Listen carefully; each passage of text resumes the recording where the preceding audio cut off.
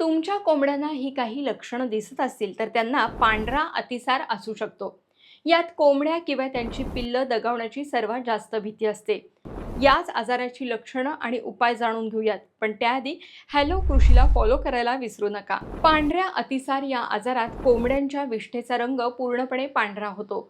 शौच करताना वेदना होतात, मागचा भाग चिकटतो. कधीकधी या रोगानं कोंबड्यांना आंधळेपणा आणि पांगळेपणाही येऊ शकतो. यावर उपचार करण्यासाठी 5 कोंबड्या किंवा 20 पिल्लांसाठी 2 चिमूट औषध 1 कप पाण्यात मिसळून द्या. पिल्लांना 2-2 थेंब आणि मोठ्या कोंबड्यांना 5-5 थेंब सिरिंजने सलग 3 दिवस द्या. यावर प्रतिबंधात्मक उपाय करताना कोंबड्यांचं घर स्वच्छ ठेवा. नियमित स्वच्छता आणि निर्जंतुकीकरण करा. टेट्रासायक्लिन लिस्केन किंवा फुरासोल पावडर योग्य प्रमाणात द्या. आजार झालेल्या कोंबड्यांना इतरांपासून वेगळं ठेवा. शेतकरी मित्रांनो, कोंबड्यांचं आरोग्य चांगलं ठेवण्यासाठी हे उपाय करा आणि अशाच महत्त्वाच्या माहितीसाठी हॅलो कृषीला फॉलो करायला विसरू नका.